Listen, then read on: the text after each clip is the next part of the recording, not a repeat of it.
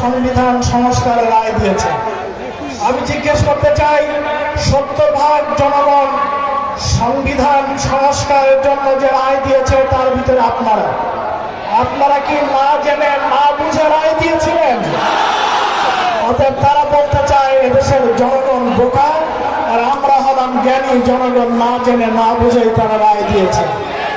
বন্ধুগণ, জনগণ যে রায় দিয়েছে, 70% জনগণের এই রায় তোমাদেরকে মেনে নিতেই হবে।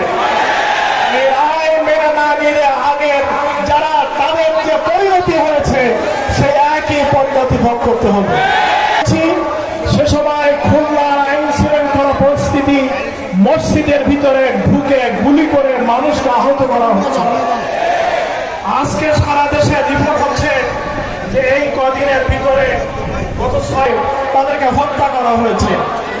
পত্রিকার রিপোর্ট হলো এই 1 বছরের ভিতরে সুইস ব্যাংকে যে টাকা জমা হয়েছে তার পরিমাণ হলো 12,763 কোটি টাকা।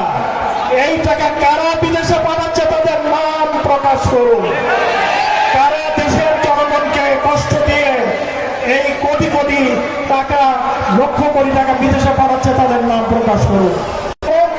জনদুর্ভোগ দূর করুন, দেশের শান্তি শৃঙ্খলা ফিরায় আনেন।